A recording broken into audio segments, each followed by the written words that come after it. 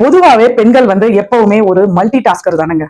அதாவது துர்கா அம்மாக்கு எப்படி வந்து ஒரு 8 கை 16 கை இருக்கோ அதே மாதிரி பெண்கள் வந்து எப்பவுமே multi talented and multi tasking.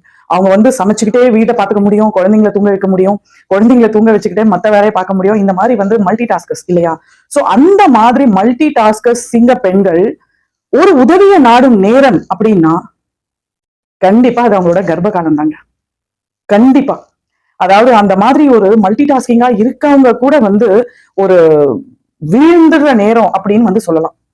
So அந்த டைம்ல பிரெக்னன்சி அப்படிங்கிற அந்த டைம்ல அவங்களோட உடம்புகள்ல என்ன மாற்றங்கள் நடக்குது, ஹார்மோனல் சேஞ்சஸ் என்ன நடக்குது, அவங்களுக்குள்ள என்ன நடக்குதுன்றத புரிஞ்சிக்கவே அவங்களுக்கு வந்து பாதி பிரெக்னன்சி போயிடுங்க. சோ அந்த மாதிரி நேரத்துல தான் அவங்க வந்து ஒரு மென்டல் சப்போர்ட், ஒரு பிசிக்கல் சப்போர்ட், ஒரு எமோஷனல் சப்போர்ட் வந்து அவங்க நமக்கு கூட யாராவது இருக்கணும், நம்ம கூட பேசணும், நம்மள வந்து பாத்துக்கணும் அப்படின்னு எதிர்பார்க்கிற நேரமே, ஒரு பெண் எதிர்பார்க்கிற நேரமே கண்டிப்பா அவளோட கர்ப்ப காலமும் பேரு காலமும் தாங்க. அதுலயும் அவ ரொம்ப ஆசைப்பட்டு எதிர்பார்க்கிற ஒரு சப்போர்ட் யாருன்னா கண்டிப்பா அது அவளோட ஹஸ்பண்ட், கணவர். கணவரோட சப்போர்ட் வந்து அந்த கர்ப்ப காலத்துல ஒவ்வொரு பெண்ணுமே வந்து எதிர்பார்ப்பான்.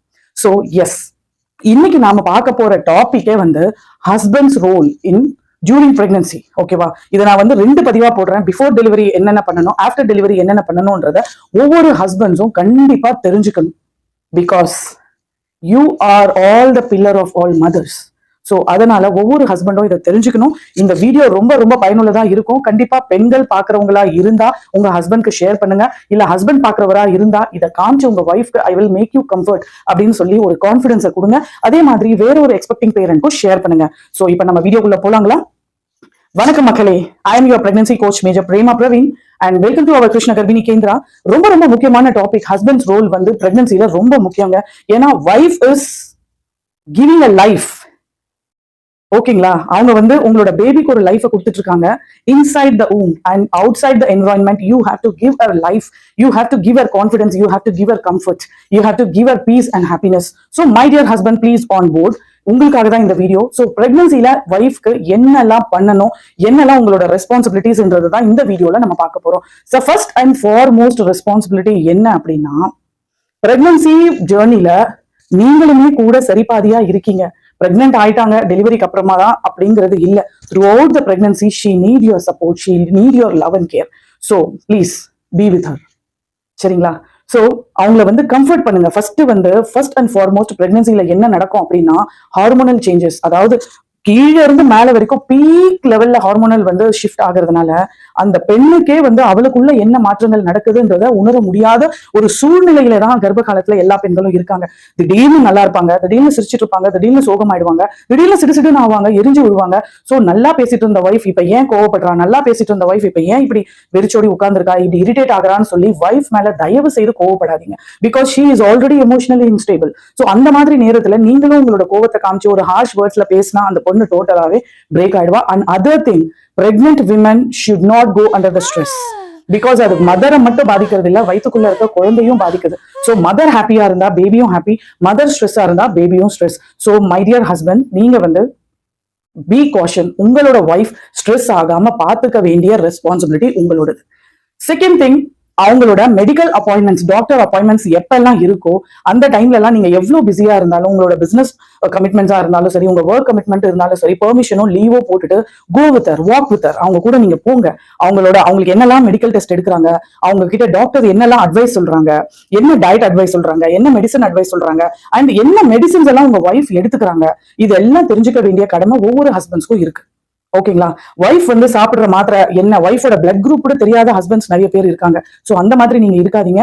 ஒய்ஃபோட மெடிக்கல் ரெக்கார்ட்ஸ் எல்லாமே தெரிஞ்சு வச்சுக்கணும். ஏன் இது சொல்றேன்னா, லாஸ்ட்ல லேபர் பெயின் ஆகி திடீர்னு வீட்லயே சில பேருக்கு லேபர் பெயின் ஸ்டார்ட் ஆயிடும், சில பேருக்கு ஹாஸ்பிட்டல் போய் இன்டியூஸ் பண்ணி ஸ்டார்ட் ஆகும் இல்லைங்களா? சோ அந்த மாதிரி பெயின் வீட்லயே ஸ்டார்ட் ஆகி நீங்க ஹாஸ்பிட்டல் போற சூழ்நிலை உங்களுக்கு அமைஞ்சா, லேபர் பெயின்ல இருக்க மதர் வந்து அவங்களை பத்தின டீடைல்ஸ் வந்து அவங்க கிட்ட நம்ம கேட்க முடியாது. அட்லீஸ்ட் நீங்க வந்து தெரிஞ்சு வச்சுட்டு இருந்தா அதை நர்ஸ்க்கோ இல்ல டாக்டருக்கோ சொல்லி ஹெல்ப் பண்ண முடியும். சோ அதனால உங்க ஒய்ஃபோட டீடைல்ஸ், அவங்களோட பிளட் குரூப்ல இருந்து அவங்க சாப்பிடுற மெடிசன்ஸ், இவ்வளவு இன்ஃபர்மேஷன் நீங்க தெரிஞ்சு வச்சுட்டா போதும்.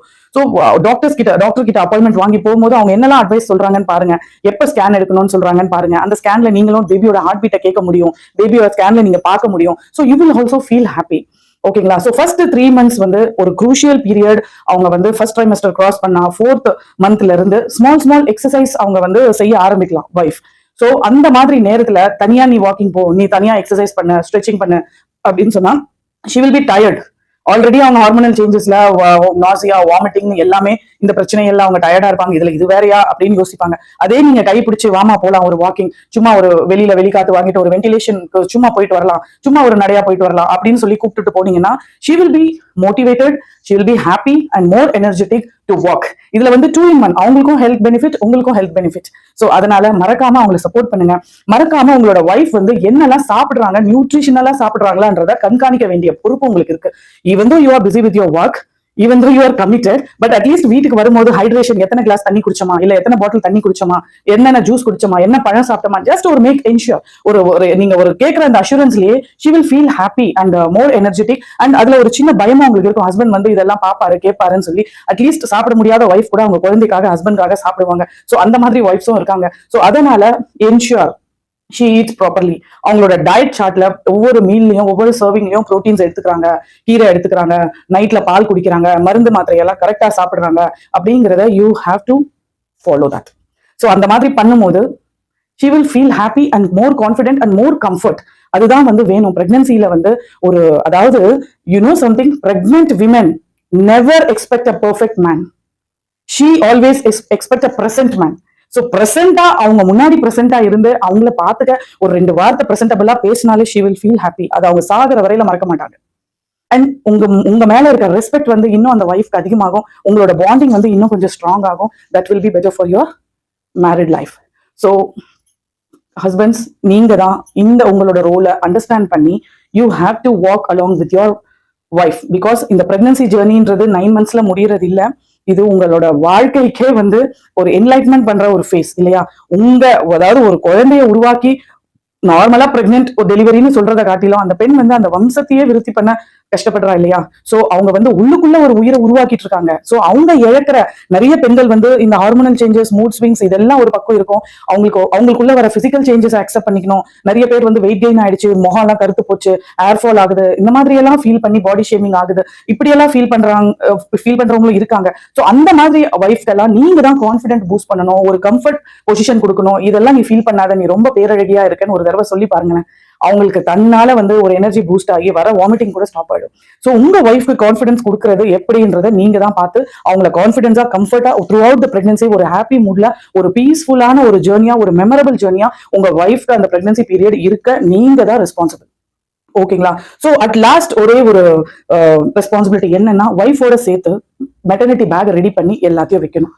சோ வைஃப்க்கு என்னென்ன ரெக்யர்மெண்ட் ஹாஸ்பிட்டல்ல, பேபிக்கு என்னென்ன ரெக்யர்மெண்ட், நான் வந்து இந்த மெட்டர்னிட்டி பேக்ல என்னென்ன வைக்கணும்ன்றத ஒரு தனி பதிவா போடுறேன்.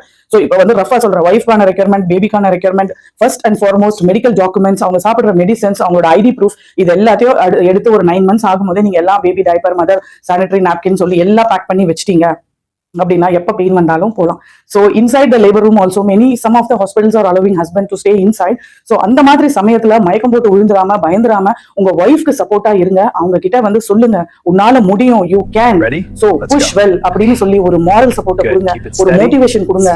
ஒவ்வொரு பெண்ணும் ஒரு கர்ப்ப காலத்துல ஒரு டெலிவரி ஆகும்போது அவ வந்து உயிர் கொடுத்து ஒரு உயிர் போய் ஒரு உயிர் வருதுன்னு சொல்லுவாங்க இல்லையா, மறுபிறவி மாதிரி. சோ அந்த மாதிரி டைம்ல நீங்க அவங்க கையை பிடிச்சி ஒரு சப்போர்ட் பண்ணீங்க அப்படின்னா she can perform well, she can push well. so mother and baby சேஃபா வந்து வெளியில வருவாங்க. சோ ஹஸ்பண்ட்ஸ், இந்த கண்டென்ட் உங்களுக்கு பிடிச்சிருக்கும், கண்டிப்பா யூஸ்ஃபுல்லான கண்டென்ட்டா தான் இருக்கும். சோ யாரெல்லாம் இந்த வீடியோவை பாக்குறீங்களோ ஒரு சப்ஸ்கிரைப் பண்ணிடுங்க. ஏன்னா ஃபியூச்சர் எஜுகேஷனல் வீடியோஸ் வந்து உங்களுக்கு கண்டிப்பா ரீச் ஆகும். உங்களுக்கு வேற எதுனா பிரெக்னன்சி ரிலேட்டட் கைடன்ஸ் வேணும், கவுன்சிலிங் வேணும், இந்த டாபிக்ல எனக்கு டிஸ்கஷன் வேணும், எனக்கு இதை பத்தின குழப்பம்னா கமெண்ட் செக்ஷன்ல தெளிவா சொல்லுங்க. டிஸ்கிரிப்ஷன்ல என்னோட வாட்ஸ்அப் நம்பரும் இருக்கு, you can contact me at any time. So இந்த கண்டென்ட்டை நீங்க பார்த்தது மட்டும் இல்லாம இன்னொரு எக்ஸ்பெக்டிங் பேரண்ட்க்கும் மறக்காம ஷேர் பண்ணுங்க, லைக் பண்ணுங்க, மறக்காம சப்ஸ்கிரைப் பண்ணிட்டு போங்க. Thank you. Will meet you soon with other interesting video. Thank you.